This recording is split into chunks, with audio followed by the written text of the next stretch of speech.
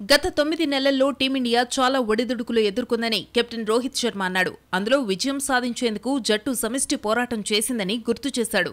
ఈ నేపథ్యంలో గత 3 ఐసీసీ టోర్నీల్లో పాల్గొన్న ప్రతి ప్లేయర్ను గౌరవించాల్సిందేనని స్పష్టం చేశాడు. గత 3 పెద్ద టోర్నీలలో టీం ఏం సాధించిందో చూడండి.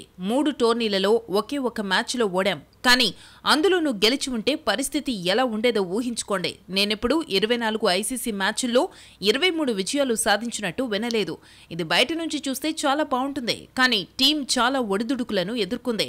అదే టైంలో మేం కూడా కొన్ని కఠినమైన సమయాలను ఎదుర్కొన్నాం. కాబట్టి ఈ 3 టోర్నీల్లో ఆడిన ప్రతి ఒక్కరూ గౌరవానికి అర్హులేనని హిట్ మ్యాన్ పేర్కొన్నాడు. అయితే తన కెరియర్లో కూడా చాలా ఎత్తుపల్లాలను చవిచూశానని రోహిత్ వెల్లడించాడు. నా 17-18 ఏళ్ల కెరియర్ హెచ్చుతగ్గులతోనే కొనసాగిందే. కానీ వాటి నుంచి నేను చాలా నేర్చుకున్నా. ముంబైతో నా ప్రయాణం ప్రారంభమైనప్పటి నుంచి ఇప్పటి వరకు చాలా విషయాలు మారాయి. అప్పుడు నేను మిడిల్ ఆర్డర్లో బ్యాటింగ్ చేసేవాడిని. ఇప్పుడు ఓపెనర్గా వస్తున్నా. అప్పుడు కెప్టెన్గా ఉన్నా. ఇప్పుడు కాదు. నాతో పాటు ఛాంపియన్షిప్ గెలిచిన ప్లేయర్లు కొంతమంది ఉన్నారు. మరికొంతమంది లేరు. మరికొంతమంది కోచింగ్ పాత్రలో ఉన్నారు. కాబట్టి ప్రస్తుతం చాలా విషయాలు మారాయి. కానీ మనస్తత్వం మాత్రం మారలేదని రోహిత్ వెల్లడించాడు.